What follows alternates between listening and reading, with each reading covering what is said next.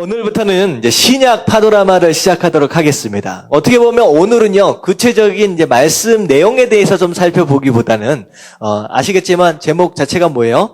복음서의 배경입니다. 예수님께서 이 땅에 오셨을 때, 다시 말하면 2000년 전, 그때 당시에, 이제 유럽, 그때 당시에 이스라엘 그 근방 팔레스타인 지역이 어떤 상태였는지에 대한 배경을 좀 알아야지, 그래야 우리가 복음서를 읽는다라고 했을 때 이해가 더 빠르다라고 하는 거예요. 그래서 거기에 수호도 없이 많이 나오는 단어들이, 이제 구절들이 좀 있습니다. 단어들이 좀 있는데, 이게 어떻게 돼서 생겨난 것인지, 이 집단이 어떤 집단으로 인해서 처음 생겨난 건지 우리가 좀 분위기를 좀 알 필요가 있다라고 하는 거예요. 그래서 오늘은 좀 배경 설명을 토대로 좀 여러분들과 함께 은혜를 나누려고 합니다. 자, 밑에 한번 읽어보도록 할게요. 성경은 다 같이 시작.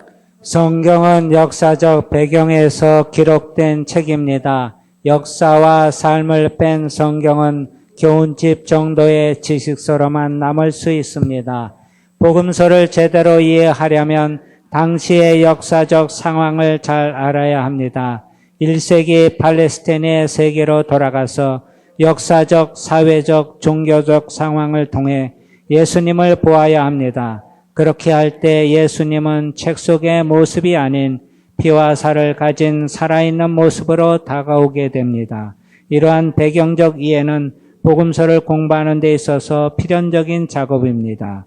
배경은 복음서가 쓰인 토양과 같은 것으로 나무와 열매를 이해하는 데 중요한 뿌리가 됩니다. 예, 마지막 그 문장이 굉장히 좋은 구절인 것 같아요. 배경은 복음서가 쓰인 토양과 같다라고 해서, 열매와 나무를 제대로 이해하려면 그 뿌리를 내리고 있는 그 토양이 어떤 토양인지 좀 알 필요가 있다라고 하는 거예요. 그래서 복음서의 대부분의 내용은 편지의 형식을 가지고 있습니다. 그렇다라고 한다면 쓰는 사람이 어떤 문화적 배경 가운데서 어떤 생각을 가지고 어떤 상황에서 썼는지를 알아야 편지의 내용을 잘 이해할 수 있어요. 그리고 받는 사람이 어떤 상황에서 이 편지를 받느냐라고 하는 게 이해가 가야, 그래야 이해가 간다는 거예요. 그래서 사실 이제 신약 성경에 들어와서는 이제 굉장히 복잡한 신학적인 내용들이 사실 많이 있습니다. 예를 들어서 구원론만 얘기를 해도요, 간단하게 얘기하면 크게 두 가지로 나눈다면 예정론이 있고 자유의지가 있어요. 이거는요, 우리 인간적인 상식으로 이해가 안 가는 부분이에요. 이게 두 개가 합쳐질 수 없는 이론들입니다. 근데 이걸 가지고 2000년 동안 싸웠어요. 이제 싸워도 이제 결론이 나지 않는 이제 이론들입니다. 근데 우리가 이걸 성경에 있는 내용들이 마치 무슨 법전처럼 그런 식으로 어떤 공식처럼 읽어버리면요, 이게 절대 이해가 안 가요. 이걸 편지로 이해할 필요가 있어요. 왜 그렇게 말씀을 하셨고, 그때 왜 이때는 또 이렇게 말씀하셨고, 예수님께서 행하셨던 그런 일들도 마찬가지예요. 대부분의 사역을 예루살렘에서 하시지 않았어요. 예수님께서는 대부분 어디서 사역하셨는지 아세요? 갈릴리 지방 가버나움, 심지어는 그 이방 사람들이 주로 거하시는 그런 지방에서 보통 사역을 하셨습니다. 근데 그렇다라고 한다면 이방 사람들을 예수님이 무시하는 분입니까? 무시하지 않는 분입니까? 무시하지 않으셨어요. 근데 어느 순간에 보면 뭐 어떻게 했어요? 이방 여자가 자기 자식 그 귀신 들린 거 낳으려고 왔더니 뭐라 그래요? 심지어는 자식에게 줄 떡을 개한테 주는 거에 마땅하지 않는다라고 하는 이런 이상한 비유까지 하신다는 거예요. 우리가 정확하게 그 상황들을 이해해야지만 이런 내용들이 이해가 갑니다. 그래서 오늘은 일단 배경을 좀 살펴보도록 하겠습니다. 자, 넘어갈게요. 자, 넘겨서 보면, 자, 이상한 이제 그림들이 좀 나와요. 자, 위에 나오는 정치적인 배경, 로마의 팔레스타인 통치 4세대 했는데, 사실 제가 이 교재가 우리 어른들을 위한 교재가 아닙니다. 이게 중고등학생들을 위한 교재로 만들어진 거예요. 그래서 굉장히 쉬운 교재인데, 제가 이것을 딱 보고 나서 와, 이거 왜 이렇게 어렵게 써놨나 이런 생각이 좀 들었어요. 그래서 이런 이제 정치적인 배경, 이게 자세한 내용들은 이렇게까지 알 필요는 사실 없고요. 어디 부분만 여러분들이 아시면 되냐면, 자, 밑에 내려보면 어떤 아저씨 얼굴이 나오잖아요. 그 옆에 딱 보면, 오른쪽 옆에 보면 당시 팔레스타인은, 거기서부터 우리가 보면 될 것 같아요. 거기 한번 읽어보도록 하겠습니다. 시작. 당시 팔레스타인은 로마의 통치를 받았습니다. 로마는 팔레스틴을 다스릴 때 그 지방의 한 지도자를 선택하여 그에게 권력을 주고 군사적인 보호를 약속하는 조건으로 로마에 대한 충성과 봉사를 다짐받았습니다. 당시 팔레스틴을 잘 이해하고 로마와 긴밀한 관계를 가지고 있던 대헤롯이 임명됩니다. 자, 우리가 여기서 우리가 좀 알아야 될 게 뭐냐면, 우리가 지지난주죠. 우리가 그 구약 파노라마를 끝나면서 어디까지를 살펴봤느냐? 몇 차에 거쳐서 포로로 귀환을 하게 됩니까? 포로 귀환을 해요. 3차에 거쳐서 포로로 귀환을 하게 돼요.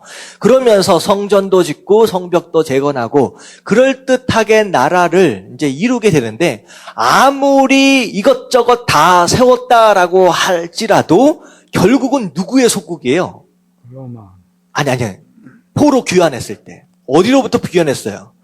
바벨론으로 포로로 끌려갔다가 페르시아가 바벨론을 먹음으로 인하여서, 근데 거기에서 이제 훈련함을 받았죠. 근데 아무리 뭘 세웠다라고 할지라도 누구의 속국이에요? 페르시아. 페르시아의 속국인 거예요. 그럼 아직까지 자유국가가 아닌 거예요. 누군가의 다스림을 입을 수밖에 없는 그런 상태였다는 거죠. 근데 이스라엘 백성들의 꿈의 도소는 뭐냐면 독립입니다. 이스라엘 나라가 회복되는 것을 끝까지 원했어요. 근데 예수님이 오시는 그날까지 그런 날은 오지 않습니다. 계속 누군가에게 다스림을 받게 되는 상황이 벌어지는 거예요. 심지어는 풀려나는 상황에 있어서도 그 페르시아의 지배를 받고 있는 상태였고요. 심지어는 어떤 상황이 벌어지냐? 그리스에서 누가 나타나요? 알렉산더가 나타나가지고 세계 정복을 할 때에도 마찬가지예요. 이스라엘 백성들은 또 누구의 속박을 받게 됩니까? 그리스의 속박 안에 들어가게 되는 거예요. 그래서 우리가 신약 성경을 볼 때 어떤 언어로 써져 있느냐? 그리스 언어로 써져 있어요. 이게. 그러니까 그때 당시에 지배를 받게 되는 그런 문화적인 배경 때문에 또 누군가의 속박을 받게 되는 거예요. 그랬더니만 또 어느 상황 가운데 좋은 날 오냐 기다렸는데 또 누구의 속박을 받는다고요? 또 로마의 속박을 또 받는 거예요. 그러니까 이스라엘 백성들은 도대체 하나님께서 우리 이스라엘을 언제 정도면 독립시켜주고, 언제 정도면 자유국가로 좀 어떻게 풀어주시려나, 그것만을 기대하고 있는 상황이었다라고 하는 거죠. 그때 당시, 그랬을 때, 자, 로마의 통치 아래에 있었는데, 자, 로마가 어떻게 정치를 하고 있었느냐? 유다 지방에, 이게 나라잖아요. 그러니까, 거기에서 괜찮은, 그러니까 친로마 사람을 선택을 하는 거예요. 다시 말하면 우리가 일제 치하에 있었을 때 우리 한국 민족을 그렇게 괴롭혔던 사람들이요, 일본 사람이 사실 아니었다라고 합니다. 보통은 조선 사람들이었대요. 일본 앞잡이들, 친일파라고 보통 부르잖아요. 조선 사람을 친일파인 사람들을 세워가지고 스스로들 동족을 괴롭히는 거예요. 근데 그렇게 했던 것처럼 친로마 사람을 세워가지고 왕으로 세우고 지도자로 세워가지고 그 땅을 다스리게 하는 거예요. 그 대신 왕이고 지도자이긴 하지만 로마를 향하여 뭘 맹세한 거라고요? 충성을 맹세해서 로마에 바쳐야 할 합당한 양의 세금을 매년 바쳐야 되고, 언제나 로마의 지배 안에서 지시를 받게 되는 그런 나라의 형태로 지금 있어졌을 때가 예수님께서 오셨을 바로 2000년 그 당시의 상황이었다라고 하는 거예요. 근데 여기 마지막 부분에 보니까 누가 이스라엘 나라를 다스리게 되는 왕으로 지금 임명됐습니까? 이제 헤롯 왕이에요. 이게 이제 대헤롯이라고 얘기하는 게 뭐냐면, 이 헤롯으로 인하여 그 나중에 자식들이 또 헤롯 왕들이 되어져요. 그렇기 때문에 이 사람을 보통 대헤롯이라고 부릅니다. 자, 그래서 오른쪽으로 좀 넘어가서, 자, 헤롯 사람은 이스라엘 사람이 아닙니다. 원칙적으로 보면 이스라엘 사람이 원래는 아니에요. 자, 보면 대헤롯에 대해서 지금 설명을 하고 있는데, 자, 에돔 족속, 거기서부터 얘기를 할게요. 읽을게요. 시작. 에돔 족속 출신인 대헤롯은 2명의 아내와 3명의 자기 자식을 죽일 정도로 잔인했습니다. 그는 옥타비아누스 황제를 찾아가 탁월한 정치적 술수와 아첨으로 분봉왕이라는 칭호를 받아냅니다. 자, 여기까지요. 자, 이 헤롯은 어디 족속 출신이라고요?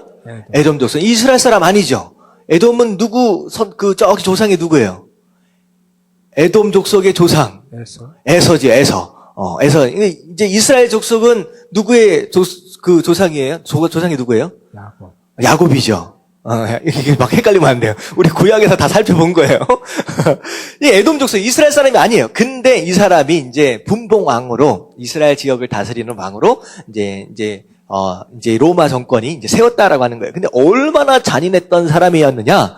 2명의 아내를 죽이고 3명의 자식들까지 죽일 정도로 자기 왕권에 도전이 될 만한 사람들은 자기 자식이고 와이프도 없었어요. 그냥 무조건 죽이는 사람이에요. 그리고 이랬던 사람이라는 거. 이게 굉장히 이제 무서운 사람이었다라고 하는 거죠. 그래도 정치적인 수완이나 이런 것들에 대해서 굉장히 뛰어난 사람입니다.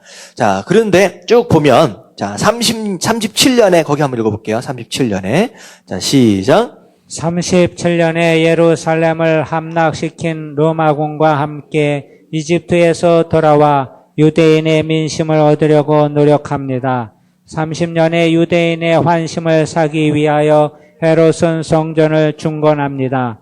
모세의 율법대로 우상은 세우지 않습니다. 자, 헤롯이라고 하는 이 왕이 이스라엘의 분봉왕이 되면서 민심을 얻기 위해서 뭘 세워줬어요? 성전을 세워줬어요. 근데 보니까 모세의 율법에 의한 성전이 아니라 그냥 성전 세워준 거예요. 성전. 그러니까 그럴듯하게 니네 하나님 섬겨라라고 하면서 그냥 그렇게 그냥 세워졌어요. 근데 여기 보니까 모세 율법대로 우상은 세우지 않았다. 그래도 이스라엘 왕이잖아요. 명색이. 그러니까 가능하면 하나님만 섬기는 것처럼 그렇게 해서 우상 안 섬기고 그럴듯하게 이제 성전 하나 지어졌다라고 하는 거예요.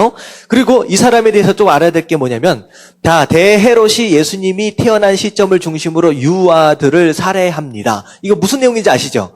예수님께서 태어나셨는데 동방박사 3사람이 예루살렘으로 들어갔다 나오는 것으로 인하여서 어떻게 됩니까? 이 2살 이하의 유아들이 전부 다 살해를 당하는 상황이 일어나요. 그때 왕이 바로 이 대헤롯 왕입니다. 그렇게 생각하시면 돼요. 나중에 어떻게 돼요?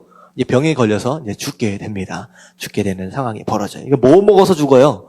벌레 먹어서 죽게 되는 상황이 벌어져요. 이게 나중에 당신은 신과 같습니다. 사람들의 칭송을 받더니만 교만해져가지고 결국 벌레 먹어서 죽게 되는 상황. 그 사람이 바로 이 헤롯 왕입니다.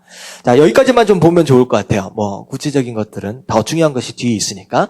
자, 이 헤롯 왕이 죽고 나서 어떻게 했느냐? 이 밑에 보면요.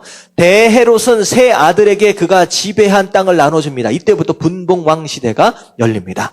자, 위에서 얘기하고 있는 헤롯은요, 로마가 세웠어요. 대헤롯은 로마가 세웠어요. 그러니까 어떻게 보면 로마의 분봉왕이에요. 근데 이 헤롯이 죽으면서 왕권을 어떻게 물려주느냐? 자기에게 있는 3 아들에게 잘라서 나눠줬다는 거예요. 그래서 유대 지역을 다스리고 있는 왕이 몇 명이 됩니까? 3명이 되어지게 됩니다. 그래서 여기 보면 첫 번째가 헤롯 아켈라우스라고 하는 왕이 있고, 두 번째가 헤롯 안티파스라고 하는 왕이 있고, 세 번째가 헤롯 빌립이라고 하는 왕이 있습니다. 우리가 중요한 내용은 이게 보면 어디에 있냐면요. 자, 첫 번째 나오게는 아켈라우스라고 하는 이 헤롯 왕은 이제 정치를 이제 잘 못해요. 잘 못해가지고 나중에 이제 쫓겨나게 됐는데, 이게 보면 맨 밑에 보면 이때 잠깐만요. 자, 여기서부터 읽어볼게요. 그냥 10년이 되어서부터 앞에 부분에 15페이지 10년이 되어 시작. 10년이 되어 백성의 원성을 산 아켈라우스는 주 6년에 퇴위하고 그 지역은 로마 제국의 직할로 복속되어 5대 총독으로 임명된 본디오 빌라도의 통치를 받습니다. 자, 그래서 이게 어떻게 되냐면 원래 유대 땅, 이두메 땅, 사마리아 땅 이 남부 지역 자체가 분봉왕 이 헤롯 아켈라우스가 다스리고 있는 지역이 있는데 이게 정치를 잘 못한 거예요. 그래서 그 지역을 빼앗겨 버려서 누구한테 넘어갔어요? 로마 누구에게? 본디오 빌라도에게 넘어갑니다. 빌라도에게 넘어가요. 이 땅 자체가 원래 왕이 다스리고 있었던 땅이었는데 빌라도 로마 총독에게 넘어가 버려요. 그래서 예수님께서 잡히실 때 누구에게 끌려가요? 빌라도에게 끌려가잖아요. 그래서 그 예루살렘 그 지역 남부 지역 자체가 이 빌라도 손으로 넘어갔기 때문에 분봉왕이 아닌 거죠. 그래서 그렇게 됩니다.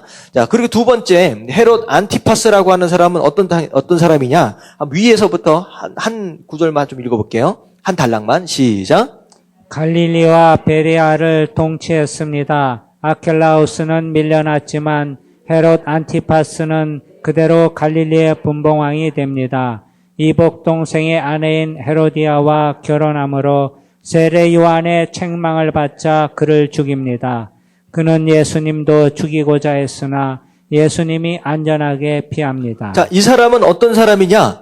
이게 이제 어디 지역을 다스리고 있는 사람이냐? 갈릴리 지역을 다스리고 있는 사람이에요. 자, 그런데 이 사람이 이제 우리가 이제 아시다시피 어떤 왕이냐면 이제 세례 요한한테 책망받은 왕 있잖아요. 그리고 세례 요한을 죽였던 왕이 바로 이 헤롯 왕입니다. 그러니까 성경에 헤롯 나오고 있는데 이게 도대체 누구 헤롯인지 헷갈릴 때가 있어요. 근데 지금 오늘 그 설명을 좀 해드리는 거예요. 자, 여기서 얘기하고 있는 안티파스가 바로 세례 요한을 죽인 왕이죠. 그리고 예수님께서 십자가에 못 박히실 때 빌라도가 맨 처음엔 안 죽이려고 했잖아요. 그래가지고 어떻게 합니까? 헤롯에게로 보내요. 자, 헤롯에게로 보낸 이유가 뭐예요? 그 예수님이 어디 출신이기 때문에? 딱 보니까 갈릴리 출신이잖아요.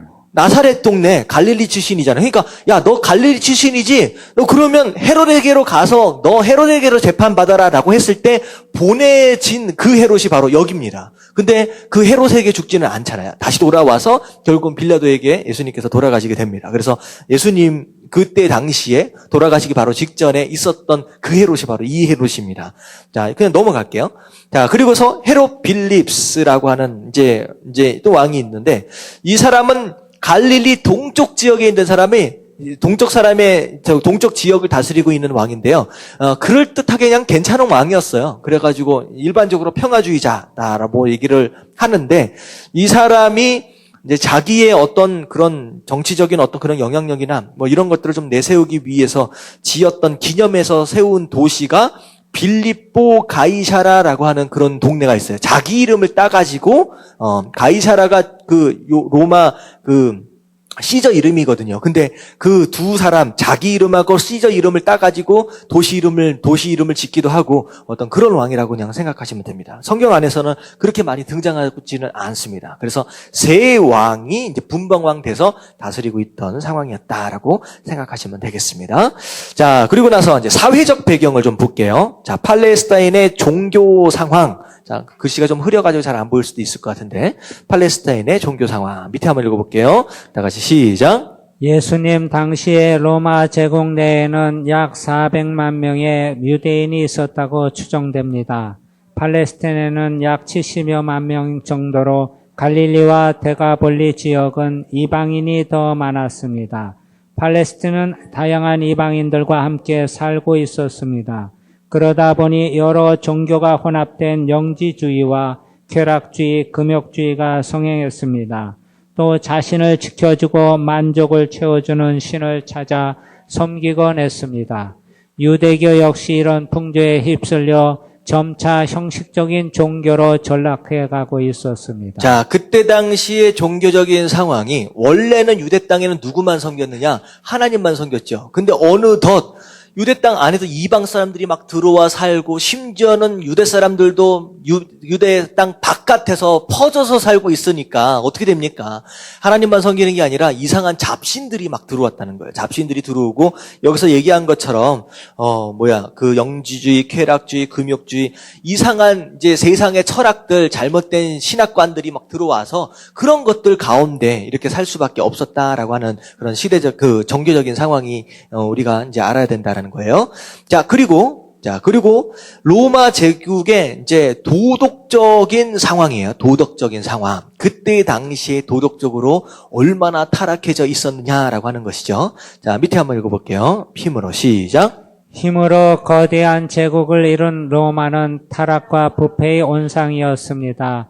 힘과 권력에서는 최고를 자랑했지만 내부적으로는 타락의 극치에 다다르고 있었습니다. 성적인 타락이 이방 신들을 믿는 이들로부터 만연되어 있었습니다. 신전은 창녀와 다름없는 여사제로들로 가득하고 정복지에서 끌려온 노예 소녀들은 신전의 제물이 되었습니다. 퇴폐적인 그림들이 공공연하게 벽화를 장식하고 이혼이 성행했습니다. 가정 파탄과 유아 살해가 사회적으로 용납되어 원하지 않는 아이는 낙태를 하여 유기하는 일이 많았습니다. 티베르강 바닥에서 진마차 한 대를 가득 채울 정도로 많은 어린아이 유골이 나왔습니다. 어린이들은 광장에 버려졌고 소년은 창녀로 키워졌으며 소년들은 스스로 자신의 팔을 부러뜨려 사람들의 동정을 사는 구걸로 생명을 유지했습니다. 자, 얼마나 강성했긴 하지만 내부적으로는 썩을 대로 썩었다라고 하는 거예요. 윤리적으로 도덕적으로 완전히 썩어버린 그런 사회가 되었다라고 하는 거죠. 근데 이런 내용들을 좀 보면요, 그때 당시에 아이들이나 여성에 대한 어떤 인권이나 이런 것들이 거의 보장을 받을 수 없는 사회였습니다. 그때 사도 바울이 어떤 편지를 쓰냐? 아내들한테 남편에게 복종하라고 하면서 남편들에게는 아내 사랑하기를 어떻게 사랑하라? 그리스도께서 교회를 사랑한 것처럼 사랑하라. 어떻게 보면요, 그 얘기는 그때 당시 여자가 남편에게 복종하는 것은 굉장히 당연한 거예요. 어쩔 수 없었어요. 근데 그때 당시에 가장 힘들었던 거 뭐냐? 남편들이 아내를 사랑했어요? 사랑하지 않았어요? 안 했어요. 재산의 한 일부의 가치 정도로만 생각을 했다라는 거예요. 그래서 사실은 그 말씀은 누굴 위해서 쓴 거예요? 누구 보고 들으라 쓴 거예요? 이게 사실 남편 보고 들으라고 쓴 거예요. 아내 좀 사랑해라라고 하는 그런 의도로 쓰여진 겁니다. 그러니까 이때 시대 상황을 보면 남편이나 아내나 이런 이제 사회적인 가정적인 배경들을 좀 우리가 알 필요가 있다는 거죠. 그 정도로 이상한 사회가 되었다라고 하는 것입니다. 자, 밑에 또 읽어볼게요. 로마는 시작. 로마는 정치적 부패와 사기와 성적 타락이 극에 치달았고 원형 경기장과 극장 사우나 등은 로마 시대의 대표적인 일상생활이 되었습니다. 그들의 이런 방탕한 생활은 마음의 공허함을 키웠고 많은 이들이 자살하도록 했습니다. 당시 로마는 외부적으로는 강하고 거대했지만 지도자와 국민의 도덕적인 부패로 인하여 점차 힘을 잃어가고 있었습니다. 결국 로마는 내부적으로 타락과 부패가 점점 더해지면서 힘 한번 제대로 써보지 못하고 어이없이 멸망하고 말았습니다. 자, 그때 당시에 원형 경기장이다라고 얘기할 수 있다라면 이제 그때 당시에 놀이거리예요. 놀이거리가 무엇으로 인하여 놀이거리를 삼았느냐? 누군가의 죽음이 그들에게 있어서는 즐거움이었다는 거예요. 원형 경기장 영화 같은 데 보셔서 아시잖아요. 사자랑 사람하고 싸우게 한다든지 사람과 사람 서로 싸우게 해서 죽이고 하는 어떤 그런 것 자체가 그들의 여과선형이었고요. 그들의 즐거움이었어요. 여기서 보면 극장이나 사우나나 이런 공중 목욕탕, 그냥 혼욕 같은 거 이런 거 하면서 완전히 성적으로 문란한, 이렇게 보면 아까 지금 얘기했죠. 그 헤롯 같은 경우에는 자기 이복 동생의 와이프로 데려다가 사는 거예요.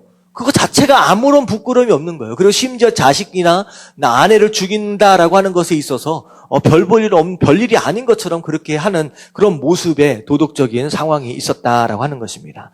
자, 그래서 다음 옆으로 넘어올게요. 그렇다라고 한다면, 자, 유대적인 배경은 무엇이었느냐? 자, 4가지를 좀 살펴볼 텐데, 자, 유대인의 4가지 코드입니다.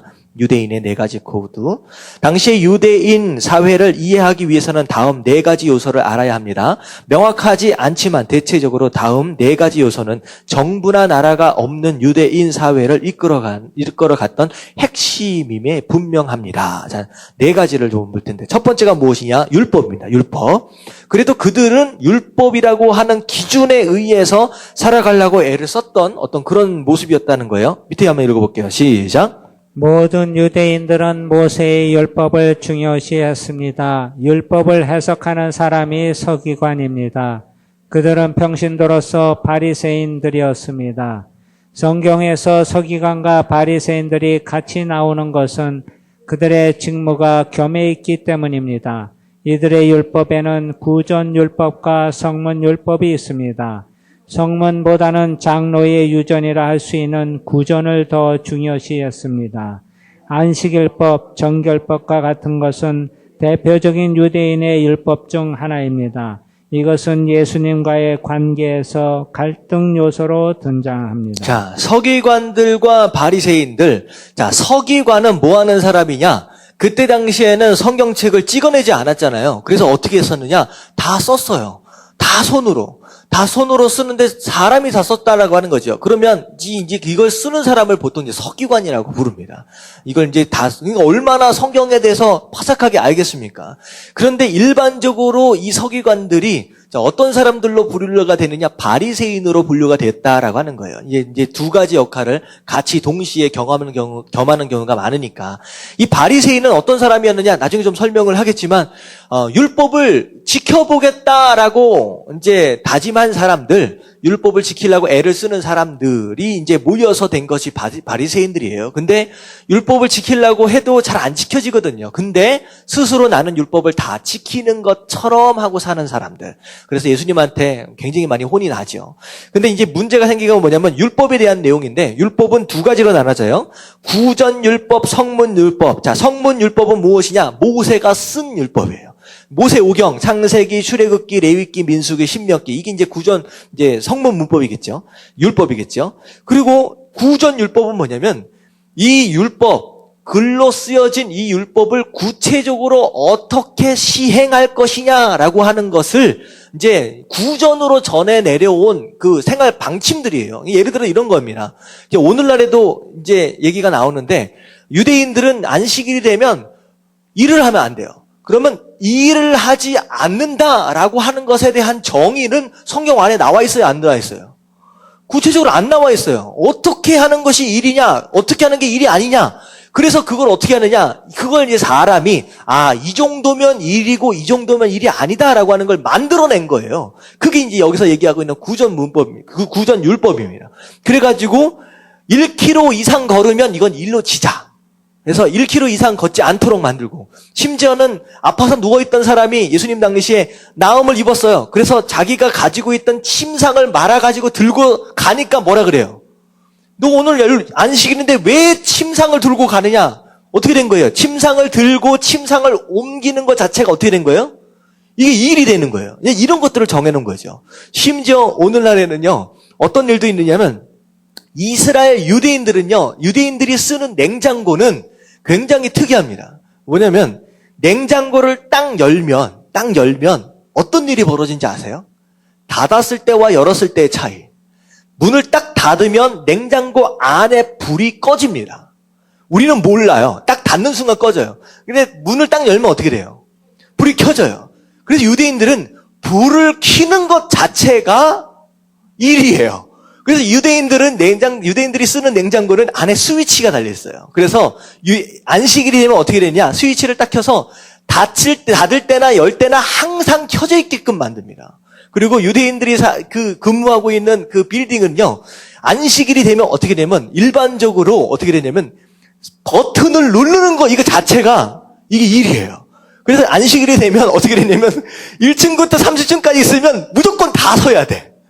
누르는 것 자체가 이제 일이기 때문에. 그러니까 얼마나 이제 말도 안 되는 일들이 벌어지는 거죠. 그래서 돈을 쓰는 것이 또 일입니다. 이거 안 되는 거예요. 그래서 이스라엘 사람들은 돈을 쓰지 않고 뭘 써요? 카드를 씁니다. 이게 말이 안 되는. 그러니까 어떻게 보면 하나님께서 말씀하신 율법은 제대로 된 건데, 그걸 지키기 위해 그들 스스로 만든 것에는 엄청난 오류들이 있는 거예요. 심지어 약 뚜껑을 여는 것도 일이에요. 그래서 이스라엘 사람들은요, 다음날 안식일날 매일 먹어야 하는 양이 있으면 그 전날 열어놓습니다. 그래서 그걸 약을 먹어요. 근데 만약에 깜빡 잊어버리고 안 열어놓으면 어떻게 되냐면 그걸 가지고 유대인이 아닌 사람을 찾아가요. 그래서 이걸 열어달라고 부탁하면 그게 일이야. 그래가지고 이걸 들고서 말은 안 하고 앞에서 이러고 있대요. 그러면 이거 열어달라 그런 거냐? 그러면 이런데요. 그러면 열어주면요, 땡큐 안 하고 그냥 간대요. 그러니까 이게 말도 안 되는. 이런 식의 율법을 그때 당시도 그렇고 요즘도 그렇고 그걸 율법이라고 지키고 있었다는 거예요. 그래서 예수님하고 이 유대인들하고 그때 당시 계속 안식일 때문에 마찰이 일어나잖아요. 그게 이것 때문입니다. 이게 보면 성문 율법 때문이 아니라 구전 율법 때문에 이제 충돌하게 된다라고 하는 거예요. 그게 이제 율법에 대한 내용이에요. 자, 그 밑에 보면 성전이 나옵니다. 성전. 같이 한번 읽어볼게요. 시작. 성전은 이스라엘의 중심입니다. 성전은 제사를 드리는 곳입니다. 제사장은 성전에서 희생 제사를 드리는데 1년에 한 번씩 속죄일에 대제사장은 백성의 많은 죄를 속죄하기 위하여 지성소로 들어갔습니다. 헤롯이 유대인의 환심을 사기 위하여 성전을 중건했지만 성전은 오직 예루살렘 한 곳에만 존재했습니다. 자, 성전. 자, 이게 우리 이제 뭐냐면 절기를 지키기 위해 예배를 드리기 위해서 이제 헤롯이 지어졌다라고 하는 거예요. 근데 여기서 우리가 알아야 될 게 뭐냐면 예수님께서 이 땅에 오셔서 공생애를 몇 년 동안 하셨어요? 3년 반이라고 보통 얘기를 하거든요. 예수님께서 왜 어떻게 3년 반을 이제 공생애를 하셨는지 뭐 복음서에 날짜가 나와 있는 것도 아니고 어떻게 아는지 아세요? 어떻게 아시는지 아세요? 예수님께서 6월절 절기를 지키기 위해서 몇 번을 올라오셨어요? 그러면 3번을 올라오신 거예요.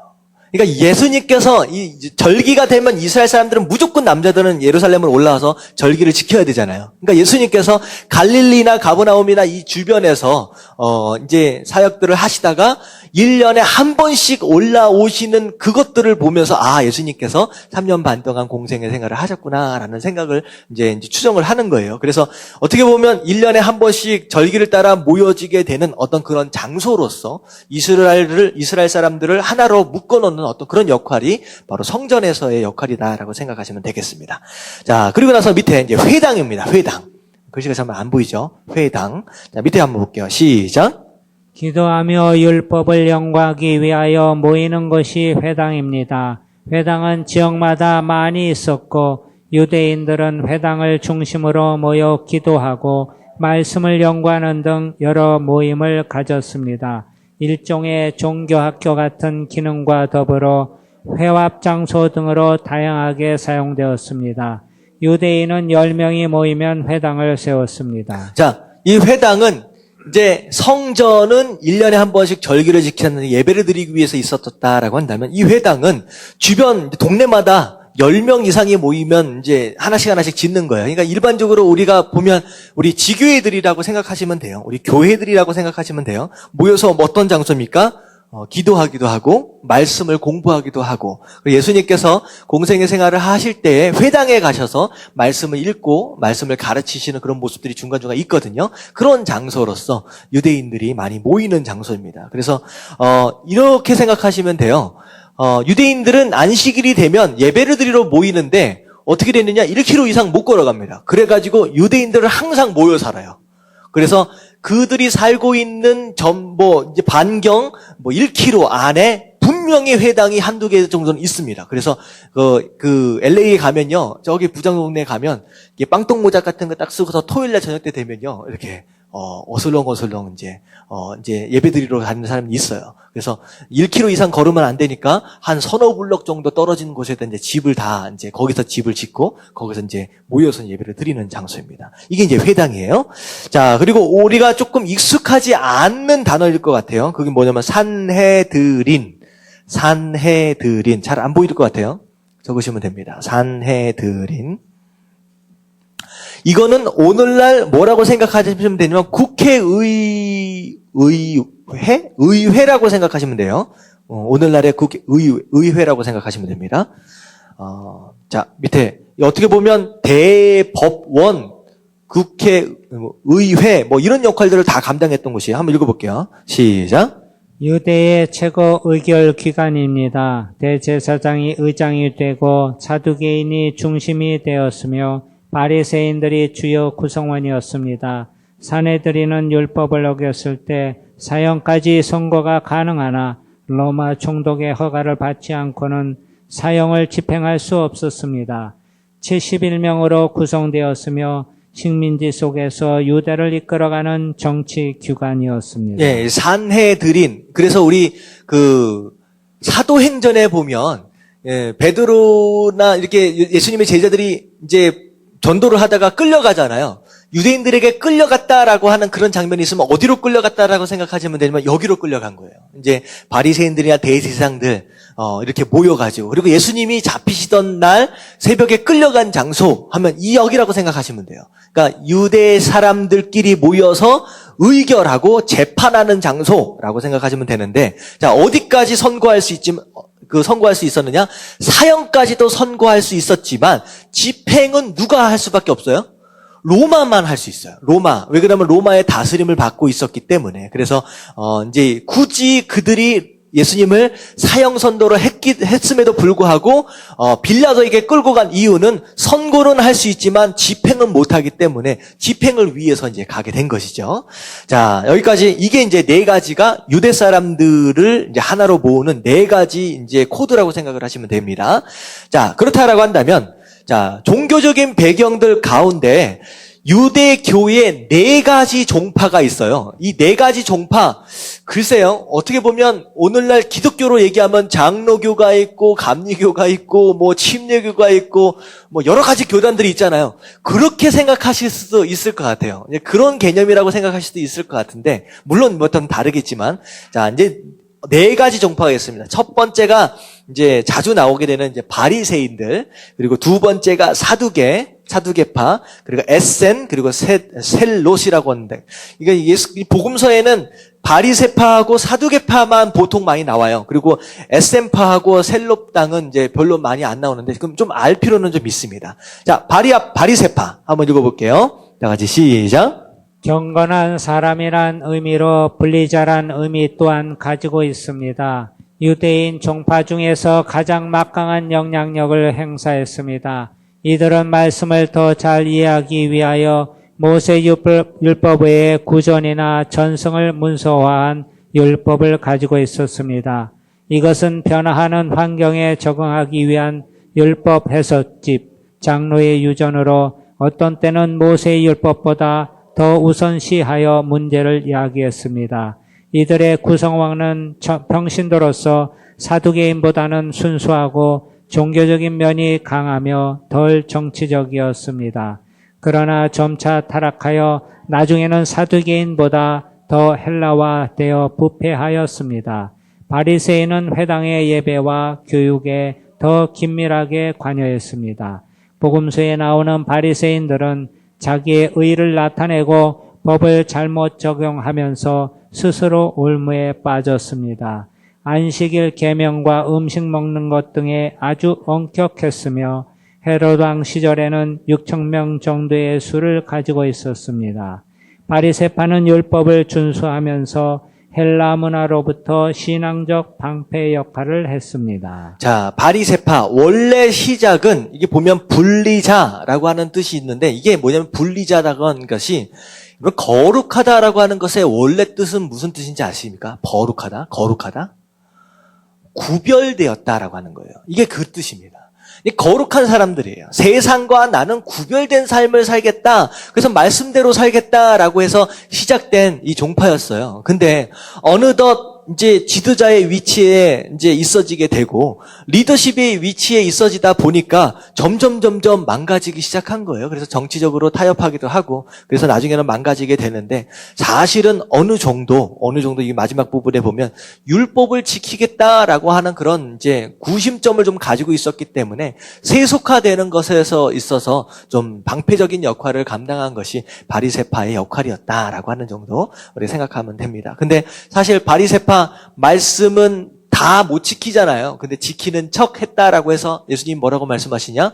회칠한 무덤이다라고 얘기까지 할 정도로 조금 욕을 되게 많이 먹은 이제 지파예요. 예수님이 가장 좀 싫어했던, 예수님하고 만나면 싸웠던, 그리고 예수님을 죽이기 위해서 가장 앞장섰던 그런 사람들. 그리고 어떻게 보면 사도 바울이 사역함에 있어서 또 가장 또 방해하는 데 있어서 앞장섰던 사람들이 이 바리새파 사람들이라고 생각하시면 될 것 같아요. 자, 양대 산맥이에요. 자, 바리새파와 더불어서 한쪽 산맥을 이루고 있는 이제 쪽이 사두개파입니다. 한번 읽어볼게요. 시작. 사두개파라는 말은 솔로몬의 대제사장 사독에서 유래한 것으로 예수님을 죽이는 데 일조한 제사장인 안나스와 가야바가 사두개인입니다. 이들은 부유한 제사장 편으로서 변혁을 배격하고 현상 유지에 급급했습니다. 헬라 문화에 긍정적이었고 정치적인 타협과 현실 적응에 탁월했습니다. 바리새인들이 주장하는 장로의 유전과 다른 법을 배격하고 오직 기록된 율법만 경전으로 간주했습니다. 성전 제의보다는 정치적인 것에 관심이 더 많았습니다. 헤롯과 결탁한 정치 세력으로 점차 백성들에게 외면당하며 소멸되었습니다. 그들은 부활과 천사를 믿지 않았습니다. 인간의 노력에 의하여 성취된다고 믿고 세상과 쉽게 타협한 사람들이었습니다. 자, 그 바리새인들은 그래도 종교적으로 거룩하려고 하는 율법 중심적인 사람이었다라고 한다면 이 사두개파는요, 세상 중심적인 사람이에요. 이 땅 살면서 잘 먹고 잘 사는 게 중요하다라고 생각하는 사람. 그리고 지금 누가 다스리고 있어요, 유대인들을? 로마가 지금 유대인들을 다스리고 있기 때문에 누구랑 친하면 좋아요? 로마랑 친하면 좋아요. 그래서 이 사람들은 로마랑 그렇게 잘 친하게 지냈어요. 소위 말하면 친일파 하면 사람들이 싫어했던 것처럼 이 사람은 친로마파입니다. 그래가지고 유대인들로부터 점차적으로 이제 거부를 당하게 돼서 이제 소멸되어진다라고 하는 거예요. 근데 특성이 무엇이냐? 영적인 것을 믿지 않습니다. 이 사람들이 믿는 것은 모세의 율법만을 믿어요. 모세의 오경만을 믿어요. 그래가지고 영적인 것, 다시 말하면 죽음 이후의 삶이나 영적인 것을 믿지 않습니다. 그래서 예수님께서 이제 돌아가시기 마지막 주에 이 사두개인이 와가지고 부활이 있느냐 없느냐라고 하는 것을 이제 질문을 던진 이제 파가 바로 이 사두개파예요. 예수님 뭐라고 대답하셨어요? 하나님을 뭐라고 불러요? 아브라함의 하나님, 이삭의 하나님, 야곱의 하나님. 죽은 자의 하나님이 아니다라고 말씀을 하잖아요. 네, 살아있는 자의 하나님이다. 그것으로 인하여서 죽은 게 아니다. 다시 말하면 살아있다. 영적인 세계에 대한 인정이 말씀이 너희가 믿고 있는 모세 오경 안에도 있다라는 그런 것으로 예수님께서 이제 말씀을 하고 계시죠. 근데 그때 등장한 사람들이 바로 그때 얘기를 하는 사람들이 이 사두개파입니다. 일반적으로 제사장들이 이제 이 사람들이라고 생각하시면 돼요. 자, 에셈파. 우리가 좀 익숙하지 않는 건데 간단하게만 훑어보고 넘어갈게요. 자, 밑에 읽습니다. 시작. 흰옷을 즐겨 입고 독신을 강조했습니다. 생활은 기도와 세례와 결례 등 수도원적 생활을 했습니다. 율법의 해석은 바리새인보다 더 엄격했습니다.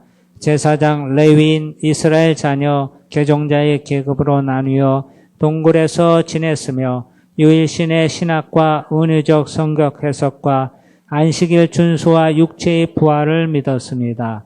흔히 쿰란 동굴에서 생활하던 수도사들을 에셈파라고 말합니다.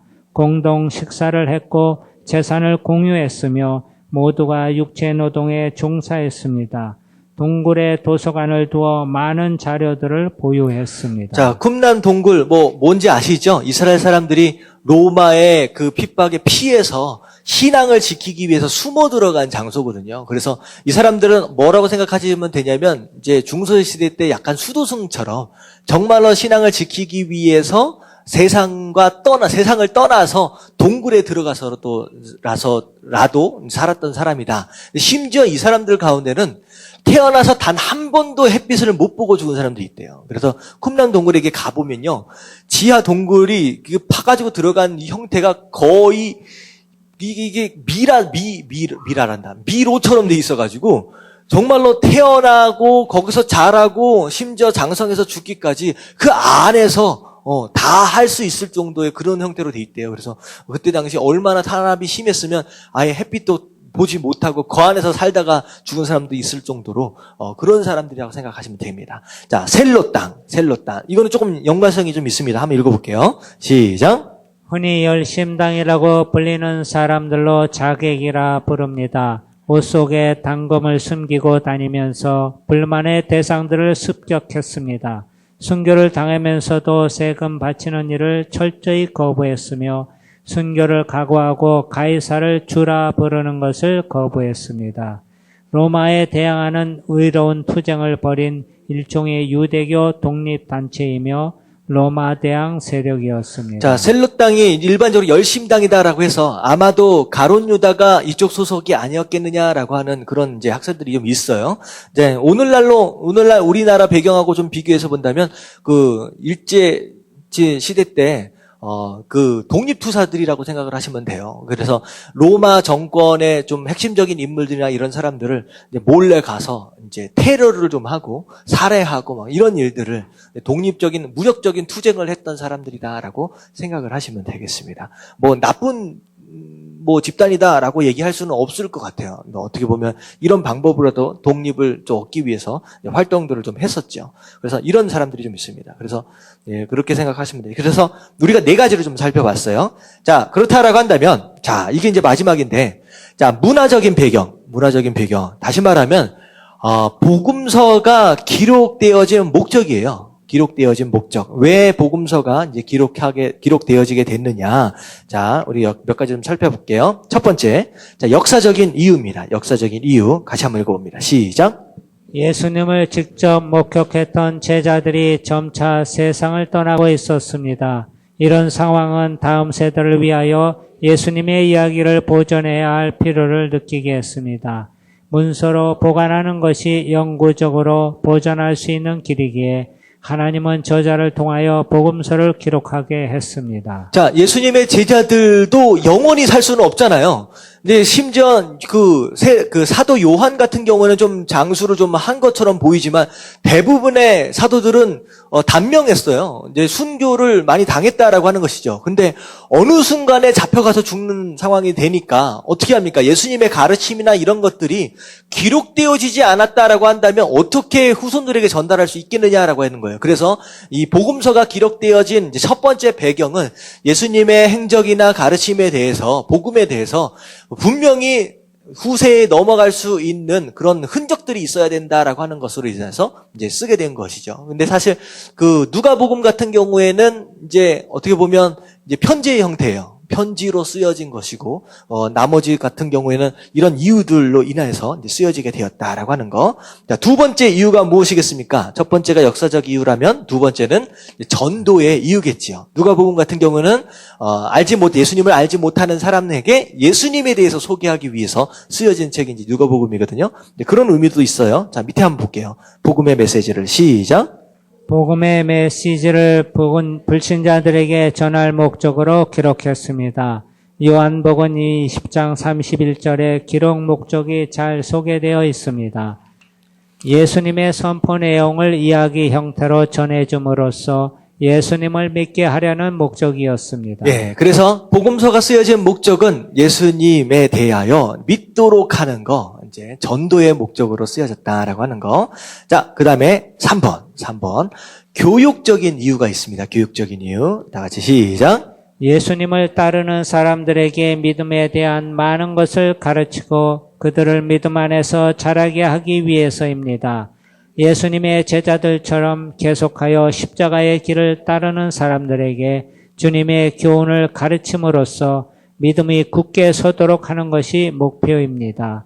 산상수훈 같은 것이 대표적인 예입니다. 자, 산상수훈, 예수님의 가르침에 대한, 예수님의 설교에 대한 내용들인데, 이것으로 인해서 우리가 신앙생활을 할 때 어떻게 살아야 하느냐라고 하는 것들을 율법적인 내용을 기반으로 했지만 또 다른 의미로서 예수님께서 풀어가셨죠. 근데 그것이 이제 교육적인 의미가 있다라고 하는 거.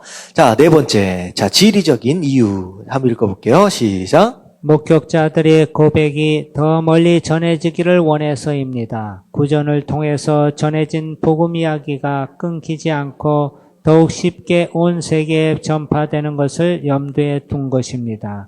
이렇게 기록해두면 필사하여 여행자들이 가지고 다닐 수 있는 장점이 있습니다. 자, 기록되어짐으로 인하여서 그게 이제 전달되어진 때에 굉장히 용이한 부분이 있다라고 하는 것이죠. 그래서 그런 목적, 어떻게 보면 두 번째 전도의 목적과 비슷한 내용일 것 같습니다.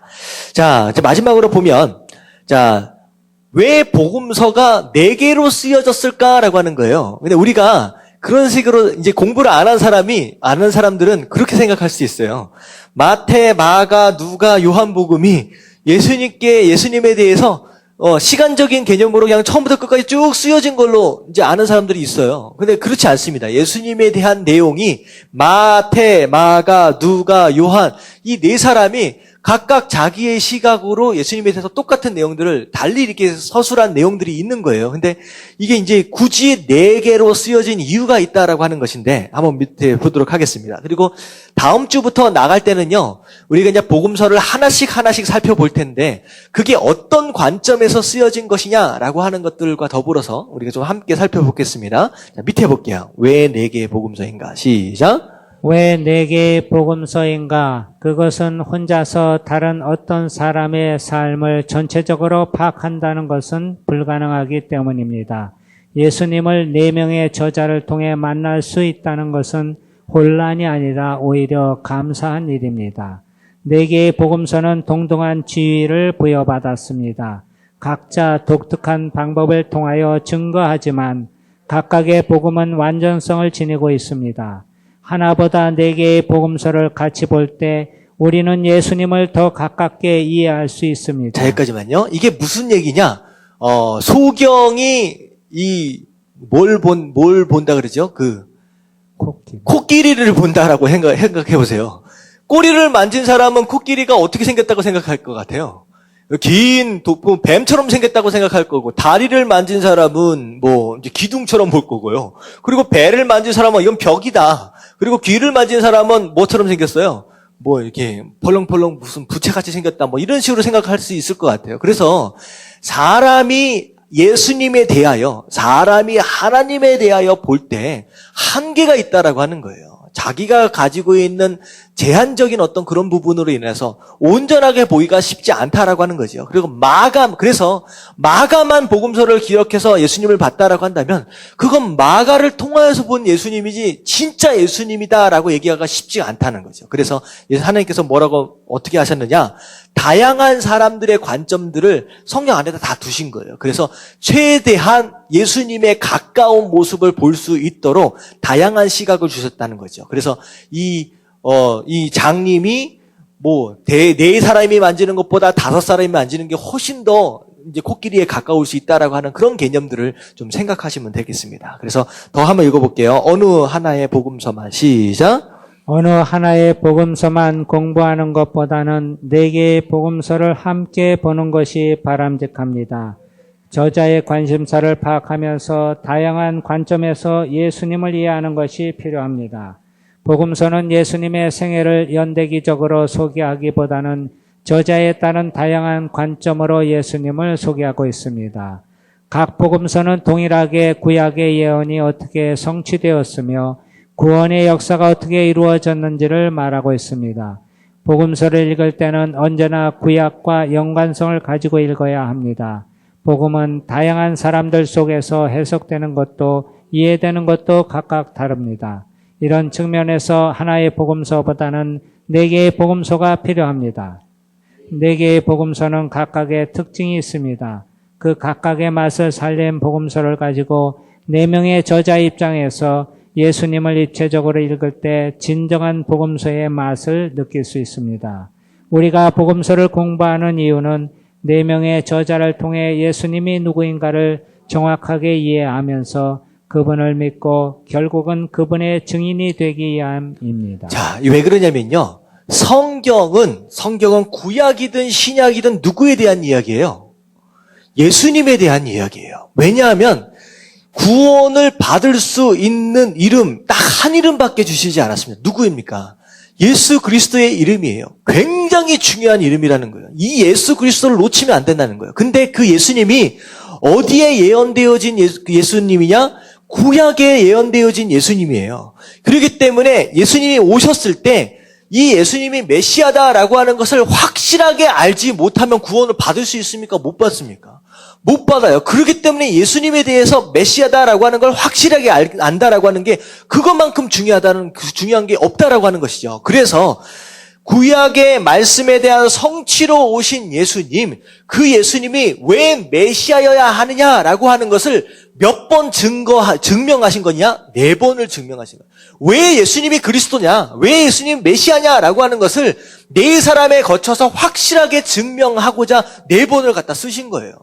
같은 내용이지만 그런 여러 가지 관점에서 바로 예수님밖에 없다. 예수님이 그리스도다, 메시아다라고 하는 걸 증거하기 위해서 이 4가지 네 가지 관점에서 완벽하게 쓰시려고 하나님께서 그렇게 목적을 세우셨다라고 하는 것이죠. 그래서 밑에 보면 복음서의 맥을 잡는 가장 좋은 방법은 단권으로 복음서를 다시 엮어 나가는 것보다 네 개의 복음서의 특징을 살려 핵심 내용을 살펴보는 것이다. 이 교재는 이런 특징을 따라 구성되었다라고 해서 이제 앞으로 내일부터는요, 각 복음서를 따라서 이제 서로 연관성을 지어가면서 그렇게 우리가 좀 볼 거예요. 그래서 예수님이 누구시냐라고 하는 것에 대해서 우리가 조금 더 구체적으로 좀 살펴볼 수 있는 시간이 되면 좋을 것 같습니다.